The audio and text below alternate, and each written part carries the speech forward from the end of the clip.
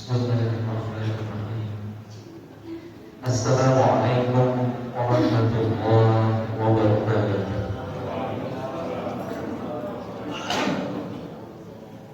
Innal hamdalillah, sesungguhnya pujian hanya milik Allah,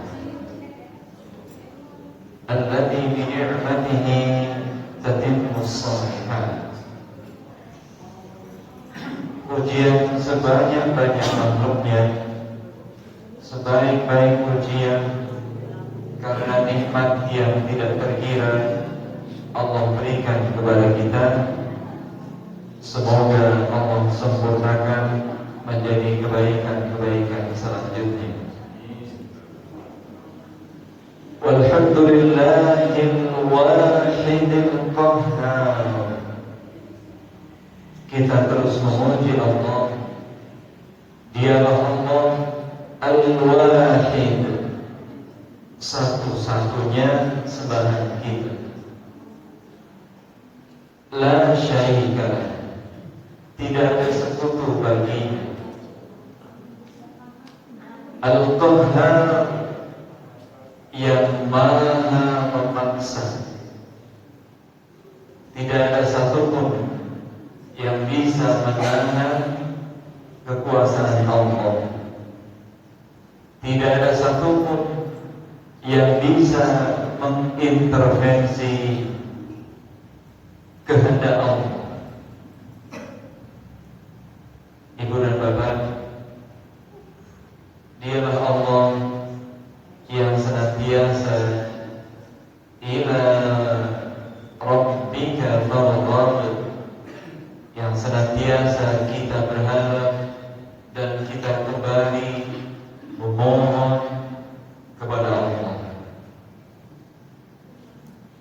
Salam dan salawat mari kita sampaikan untuk teladan kita, sebaik-baik guru kita, baginda Nabi Muhammad sallallahu alaihi wasallam, keluarga, sahabat, dan semua yang mengikuti petunjuk beliau. Semoga Allah karuniakan kita anugerah menjadi bagian dari barisan panjang penuh berkah bersama Nabi Muhammad sallallahu alaihi wasallam. Ibu dan bapak, mari kita awali kajian kita pagi ini dengan bersama membaca basmalah. Bismillahirrahmanirrahim. Selanjutnya ibu bapak yang dirahmati Allah, Masya Allah, setiap pagi kita pasti mendengar saudara-saudara kita. Ini di seberang kita ada RSUD Kardina. Setiap hari, setiap pagi, saudara-saudara kita ingin ikut pengajian, ingin sholat di masjid, tapi qadarullah, Allah telah menentukan mereka, saudara-saudara kita, harus berbaring. Sebagian saudara kita tidak bisa kemana-mana. Namanya juga rumah sakit. Berarti isinya orang sakit. Jadi kalau masuk ke dalamnya tambah sehat mudah-mudahan ya. Harusnya diubah namanya rumah sehat. Jadi yang masuk akan tidak sedikit di antara saudara kita yang dirawat. Ya, baru saja di grup Muhammadiyah juga beredar berita duka saudara-saudara kita. Ya, di antaranya ayahanda Mbak Sofuro, Mas Farid Andi, Bapak Mashkuri, Allah yarhamhu, telah kembali kepada Allah. Semoga Allah rahmati beliau, Allah ampuni beliau,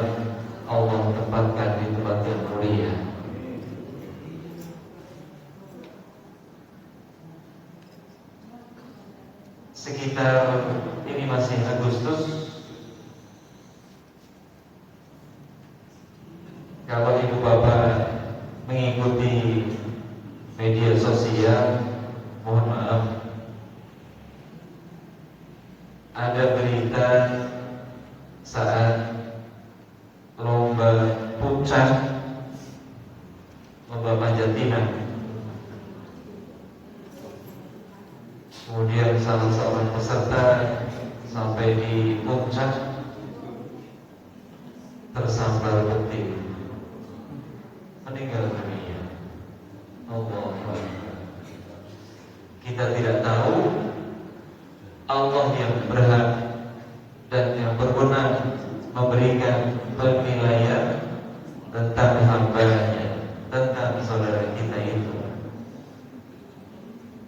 Zahirnya yang kita lihat ya ikut lomba panjat pinang, ya, wallahu a'lam. Sementara beberapa hari berikutnya di Masjid Pondok, ya, ini juga sangat terkenal beritanya. Ada seorang anggota PAN pensiun, maksudnya sudah pensiun dari guru, ini kayak Ustaz Sofi. Kemudian selesai sholat, kontur, sedang melangkah beberapa langkah, kemudian jatuh pingsan hingga wafat. Zahirnya kita melihat yang panjat pinang meninggal dunia, yang di masjid meninggal dunia. Semua kita serahkan kepada Allah, tapi kita hanya melihat secara zahir, secara nyata. Semuanya kita doakan kebaikan, mudah-mudahan. Tapi kayaknya yang saya ibu bapak panjenengan menawi seto bangke miring di panjat pinang apa di masjid? Kita nggak tahu ya. Zahirnya begitu, lagi lomba panjat pinang. Wallahu a'lam. Nah, kita nggak tahu, ya. Masya Allah.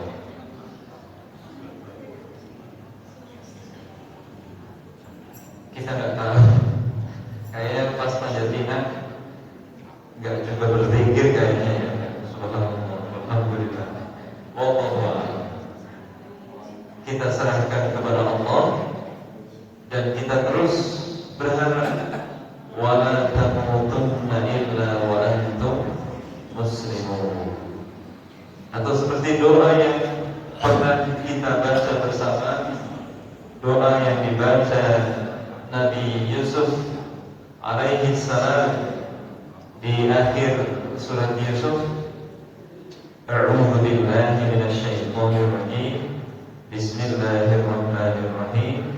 Rabbi qad ataitani minal mulki wa 'allamtani min ta'wilil ahadits. Fatiras samawati wal ardh, anta waliyyi fid dunya wal akhirah. Tawaffani musliman wa alhiqni bis salihin. Insyaallah doa-doa ini yang senantiasa kita baca. Boleh kita baca ulang? Waktu pertemuan yang lalu sudah kita baca, ya? Masih hafal tidak? Kita ulang lagi. Bismillahirrahmanirrahim. Fatiras samawati wal ardh, anta waliyyi fid dunya wal akhirah. Tawaffani musliman wa alhiqni bis salihin.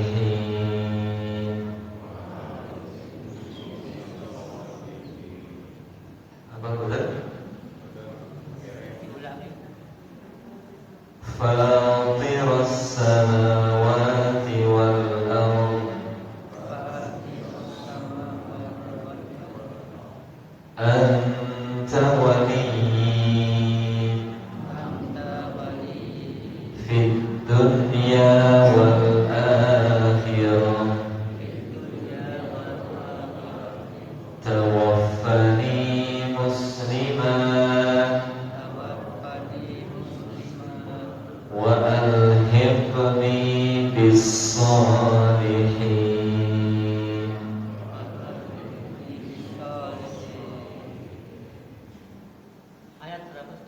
Ayat 101 Surat Yusuf ayat 101. Menawi boten apal nggih ngangge bahasa sehari-hari. Ya Allah, Tuhan yang menciptakan langit, bumi dan seluruh isinya. Panjenengan ya Allah adalah pelindungku di dunia, bahkan mudah-mudahan di akhirat. Wafatkan aku sebagai seorang muslim dan kumpulkan aku bersama orang-orang yang saleh. Ibu dan bapak, ini adalah doa-doa kita. Saudara-saudara kita sudah tidak bisa sholat lagi, gak bisa ngaji lagi, tidak bisa ta'lim, tidak bisa infak, tidak bisa menikmati karunia Allah di dunia, tidak bisa beribadah. Sudah selesai jatah mereka. Ini yang membuat kita semakin bersyukur. Alhamdulillah ya Allah, hari ini tanggal 10 bulan Safar, Engkau hadirkan kami kembali di masjid, sholat sunnah, ngaji, ketemu saudara-saudara, bincang kebaikan dan seterusnya. Semoga ini bagian dari amal saleh dan nantinya insya Allah menjadi wasilah, sarana yang kita minta kepada Allah agar Allah mewafatkan kita dalam keadaan Islam. Allah himpun kita bersama hamba-hamba Allah yang saleh. Ibu dan bapak, bulan Safar teringat oleh kita peristiwa yang dialami Nabi Sallallahu Alaihi Wasallam. Saya baca dalam sirah, di antaranya adalah peristiwa hijrah. Di antaranya Nabi Sallallahu Alaihi Wasallam meninggalkan kota Makkah menuju Yathrib, belum menjadi Al-Madinah, menuju kota Yathrib pada bulan Safar. Sampai di kota Yathrib pada bulan Rabiul Awwal. Masya Allah, ya betapa nikmat kalau sekarang ibu bapak perjalanan dari Makkah menuju Al-Madinah cukup 2 jam dengan kereta cepat. Ya Allah, kalau dengan bus 6 jam. Semoga ibu bapak bisa merasakan kembali perjalanan Makkah dan Al-Madinah, insya Allah. Dengan pertolongan Allah kita mohon semoga Allah hadirkan kita di 2 tanah suci. Ibu bapak, peristiwa yang lain adalah peristiwa perang Khaybar. Ini yang terjadi pada bulan Safar. Nah, ini yang ingin saya angkat. Kalau hijrah pada pertemuan yang lalu kita sudah bersama-sama bahas. Perang Khaybar, saya tadi membuka muqaddimah dengan menyebut nama-nama Allah Al-Wahidil Qahhar, Allah yang Maha Esa, Allah satu-satunya tempat kita bergantung, Allah satu-satunya yang maha memaksa, Al-Qahhar. Ya contohnya tadi, Allah memaksa hambanya selesai wafat, sinten sing saged menghalangi. Tidak ada satupun. Allah memaksa sesuatu, maka hambanya tidak bisa untuk menolak apapun ketentuan Allah. Maka inilah yang menjadi inspirasi bagi Rasulullah SAW, hingga tentu bagi kita lebih-lebih ketika Nabi SAW mendapatkan kabar dari Allah tentang sosok Nabi yang namanya paling banyak disebut di dalam Al-Quran. Nabi siapa? Nabi Musa, betul. Nama Nabi yang paling sering disebut Allah di dalam Al-Quran adalah Nabi Musa. Ibu dan bapak, hampir dalam setiap surat dalam Al-Quran Allah mengisahkan perjalanan Nabi Musa, hampir semuanya. Di Al-Fatihah tidak langsung, tetapi Allah menyebut secara umum Siratal ladzina an'amta 'alaihim. An'amta 'alaihim adalah alladzina an'ama Allahu 'alaihim minan nabiyyin was-siddiqin wasyuhada was-salihin. Tidak langsung, tapi di dalamnya Allah menyebut nama-nama para nabi seluruhnya, termasuk Nabi Musa. Di dalam Al-Baqarah tentu kita sangat sering mendengarnya. Di antaranya ketika Allah menyelamatkan Nabi Musa dari Fir'aun. Ya, tentu kita ingat peristiwa Al-Baqarah, ya, sapi betina. Nah, pagi ini saya ingin membacakan beberapa ayat Al-Quran dalam surat Al-Qasas. Kaitannya nanti dengan perang Khaybar.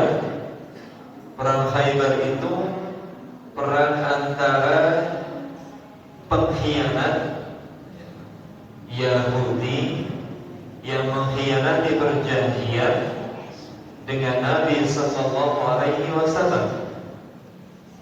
Ini hukuman bagi para pengkhianat. Allahu Akbar. Sebulan dari Hudaybiyah, sementara orang-orang kafir Quraisy sepakat untuk tidak berperang dengan Nabi selama 10 tahun ke depan, justru malah orang-orang Yahudi menelikung dari belakang. Tentu ditolong oleh orang-orang munafik, orang-orang munafik yang tidak suka dengan Islam, membantu memberikan informasi penguatan kepada Yahudi untuk berkhianat, dan Rasul menghukum mereka. Salah satunya perang Bani Quraidah dan puncaknya di perang Khaybar. Sehingga dua kota suci ini bebas, tidak boleh disinggahi oleh orang-orang yang ingkar kepada Allah, ya. Kota Al-Madinah, kota Makkah. Ibu dan bapak, nah ketika perang Khaybar, orang-orang Yahudi yang dimaksud adalah gembongnya Abdullah bin Ubay bin Salul mengatakan kepada Yahudi, wahai saudaraku, bersiap-siagalah Muhammad sallallahu alaihi wasallam. Ini ucapan kita Abdullah tidak mengucap salawat. Muhammad dan pasukannya sedang bergerak menuju Khaybar. Ya, seperti itu dibocorkan. Kemudian mengatakan, gak usah khawatir, tidak usah gentar, karena pasukan kalian jauh lebih banyak, lebih besar dibandingkan Muhammad dan pasukannya sallallahu alaihi wasallam. Ibu dan bapak, hal-hal seperti ini yang kemudian dibocorkan oleh Abdullah bin Ubay. Teringat oleh kita kisah Nabi Musa alaihi salam, perang Khaybar dengan segala pernak-perniknya. Ya, ada sahabat Ali bin Abi Thalib yang mengangkat benteng Khaybar. Pintunya diangkat oleh beliau, padahal pintu itu tidak bisa diangkat kecuali minimal 8 orang, tapi sahabat Ali mengangkat sendiri. Sahabat Ali yang sakit mata di pagi hari saat berjaga di menjelang benteng Khaybar, kemudian dipanggil Nabi, datangkan kepada Ali. Kemudian para sahabat mengatakan sahabat Ali sedang sakit matanya, tidak bisa membuka dengan sempurna. Maka Nabi perintahkan datangkan. Kemudian Nabi dengan izin Allah mengobati sakit matanya dan Allah sembuhkan. Sahabat Ali mengatakan, pandanganku justru semakin terang dari sebelumnya.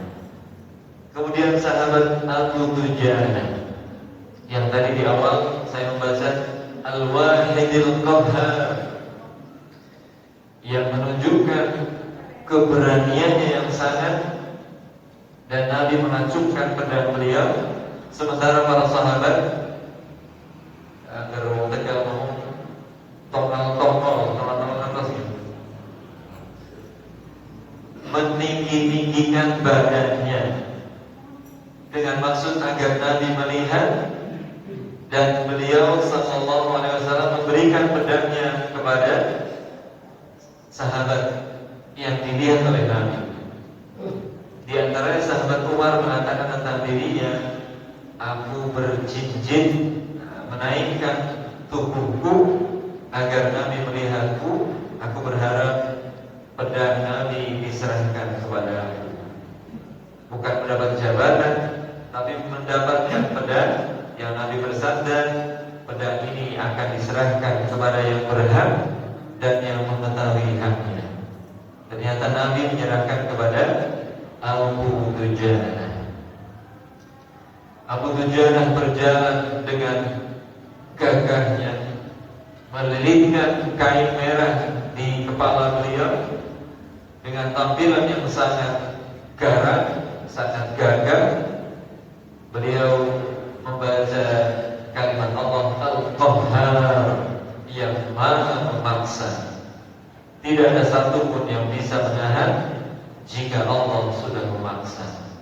Nah, teringat peristiwa-peristiwa ini, kemudian Allah Subhanahu wa ta'ala berfirman dalam surat Al-Qasas, A'udzu billahi minasy syaithanir rajim. Bismillahirrahmanirrahim.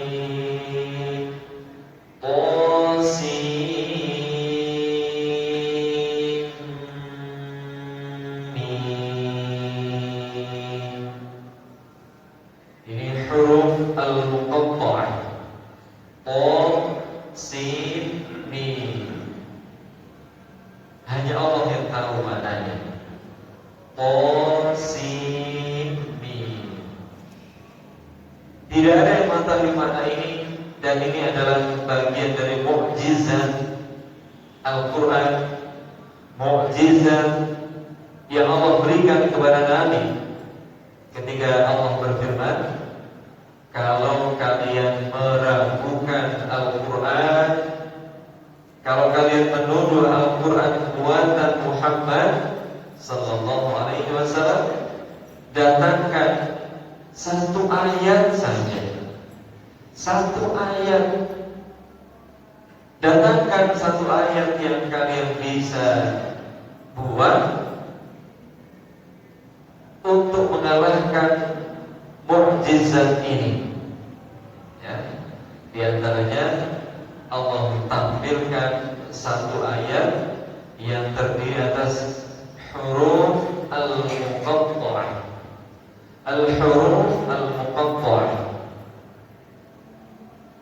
Manusia tidak mampu, siapapun tidak mampu.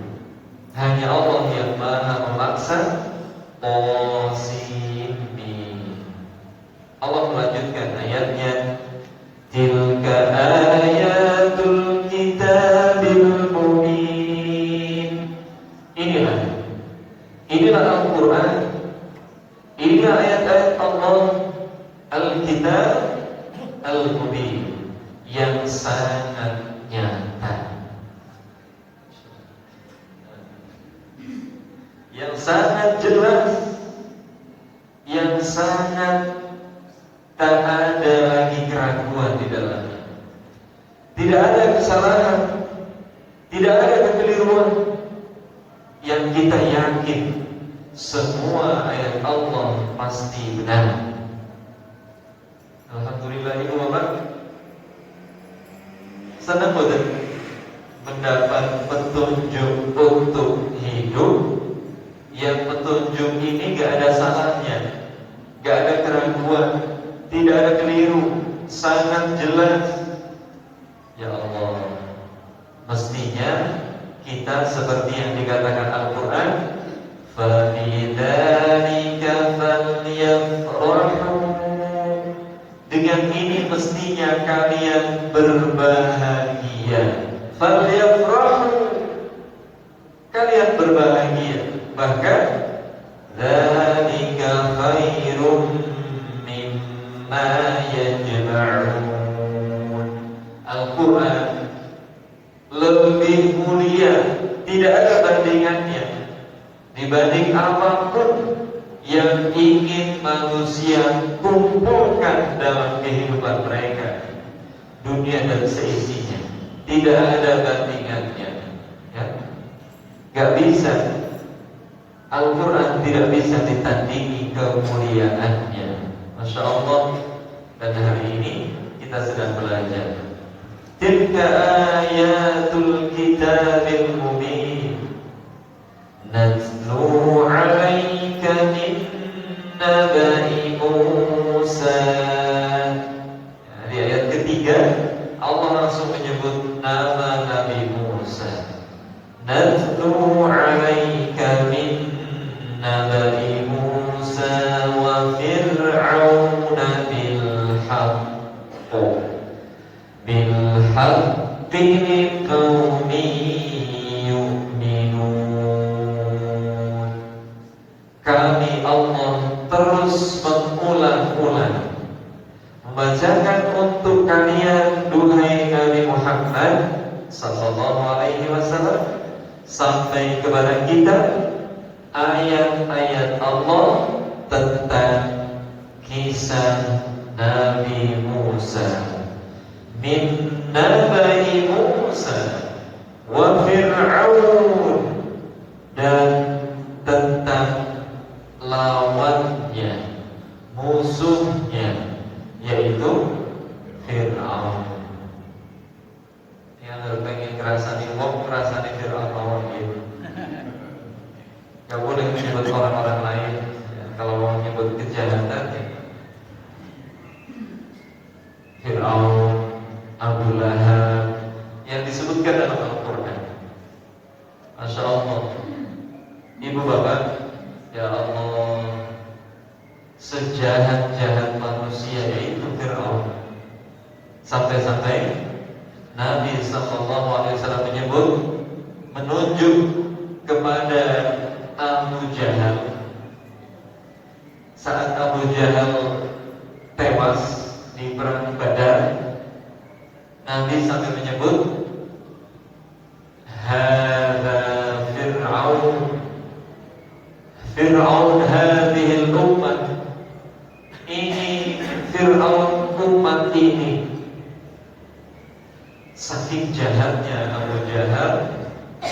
saking kejamnya Abu Jahal, Nabi sampai menyebut membandingkan dengan Fir'aun. Ya Allah, kalau orang mengaku Nabi banyak, di negeri ini banyak, ya. Indonesia salah satu produsen nabi palsu terbesar di dunia. Subhanallah, Maha suci Allah. Oh, ngaku jadi nabi, gak tanggung-tanggung ngaku jadi malaikat ada. Malaikat Jibril ada.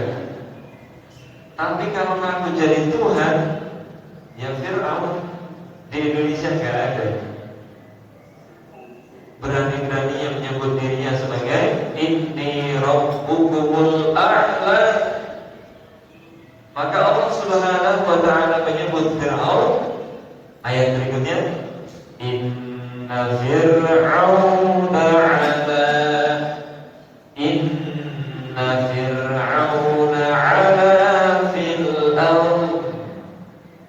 Sungguh benar-benar Fir'aun itu ala. Orang Tegal ngomong ala itu. Ternyata orang Tegal pintar bahasa Arab, ya. Ngomong ala men. Ala itu apa? Jelek. Orang Wetan bukan ala, elek. Ternyata berasal dari bahasa Arab, ya. Inna Fir'auna 'ala fil ardh. Sungguh benar-benar Fir'aun itu sangat buruk perakainya, sangat jahat perakainya. Ya Allah. Apa? Satu, waja'ala ahlaha syi'a. Fir'aun menjadikan penduduk Mesir syi'a, berpecah belah. Ibu bapak, Fir'aun itu memecah belah penduduk Mesir. Pecah belah pirsa nggih? Yang satu dibenturkan dengan yang lain, yang satu memusuhi yang lain, dibuat kelompok-kelompok yang saling bermusuhan. Ya Allah, kira-kira kalau sebuah negeri, sebuah negara, penduduknya berkelompok-kelompok saling bermusuhan, apakah mungkin penduduk itu menjadi penduduk negeri yang maju? Maka Allah melanjutkan sifat Fir'aun berikutnya, yastad'ifu ta'ifatan minhum. Fir'aun membuat lemah penduduknya. Ini raja, penguasa, tapi membuat penduduk negerinya lemah, tidak berdaya. Ini sejahat-jahatnya pemimpin, memecah belah penduduknya, melemahkan penduduknya. Yastad'if. Ya Allah, gak tanggung-tanggung. Tidak sekadar lemah mental, lemah fisik, bahkan tidak tanggung-tanggung penguasa ini membunuh rakyatnya. Ya Allah. Dan cara membunuhnya, Allahu Akbar, yudhabbihu abna'ahum. Yang ketiga, yudhabbihu abna'ahum. Fir'aun, maaf, ini kasar ini. Apa yang dilakukan Allah sebutkan dengan luar biasa kejam. Yudhabbih. Fir'aun menyembelih bayi laki-laki, anak laki-laki.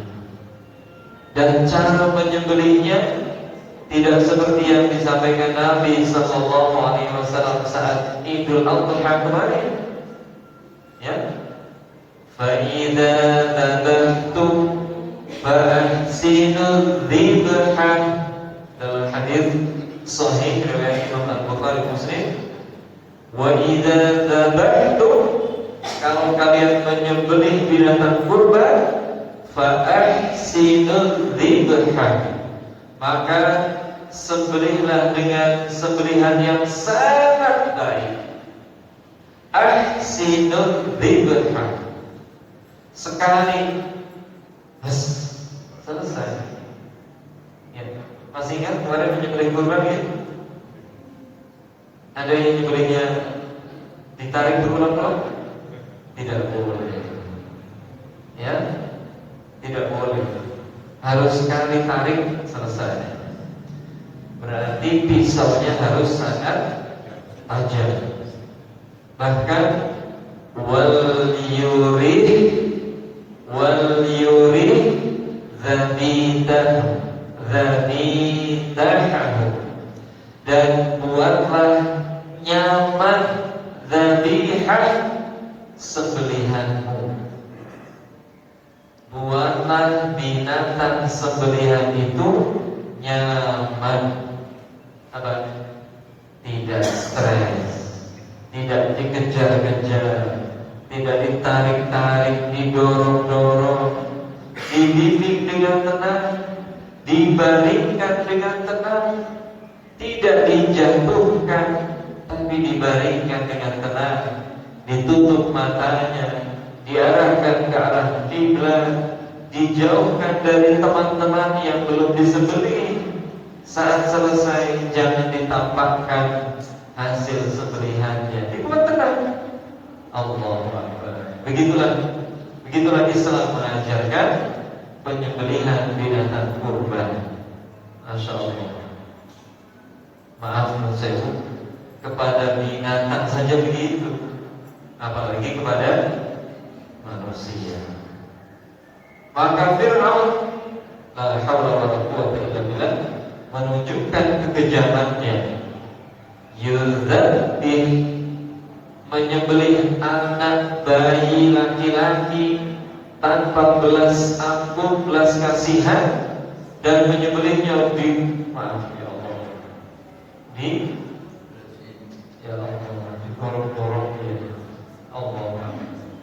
Wa yastahyi nisa'ahu, dan membiarkan perempuan-perempuannya hidup, tapi yastahyi dalam kondisi dipermalukan perempuan-perempuannya. Ini kan sejalan-jalan pemimpin, bukan pemimpin ya, penguasa. Kalau pemimpin nggak begitu, penguasa. Satu, memecah belah penduduknya. Dua, melemahkan penduduknya. Tiga, membunuh. Ya Allah. Empat, mempermalukan penduduknya yang perempuan. Menghadapi penguasa demikian, Nabi Musa alaihissalam yang secara fisik lemah, beliau secara fisik lemah, sampai-sampai beliau minta izin kepada Allah agar ditemani saudaranya yang lebih fasih bicaranya, lebih kuat, Nabi Harun. Nabi Musa sampai mengatakan, ya Allah, utuslah untukku wazri, wakil, pendamping, penolongku, min ahli, dari keluargaku, Harun akhi, Nabi Harun kakak beliau, diminta untuk mendampingi. Karena secara fisik,